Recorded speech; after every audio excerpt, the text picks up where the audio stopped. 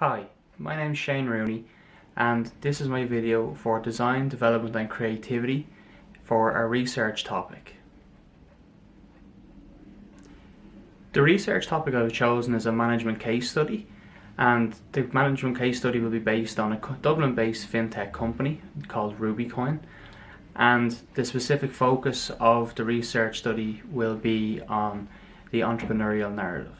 The entrepreneurial narrative, just to give a little context, is when companies place their story from day one up until the present, bringing the customer on a journey from, I suppose, when the company was founded to where they are in this present day.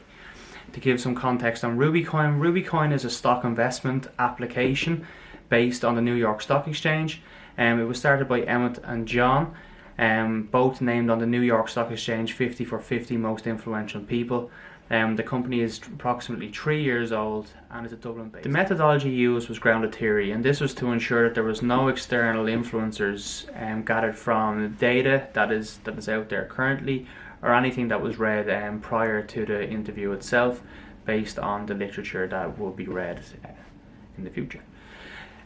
So what happened then is we conducted an interview with the co-founder of Rubycoin, Emmett Savage, and that was a semi-structured interview where Emmett was allowed to portray his entrepreneurial narrative with no injection or interjection from myself. And then the second phase was the literature review to understand what was being said in the academic industry, what was also being said within the startup community as a whole in relation to the entrepreneurial narrative. So what does the paper look like so far? So the paper is focusing currently on 3 different topics. The first is credibility and ambiguity, and how the entrepreneurial narrative can deal with those. Equally, it's looking at investment and how the entrepreneurial narrative can influence that. Then we look at the entrepreneurial narrative from a stance of the customer and competitors of the entrepreneur and the business they are within.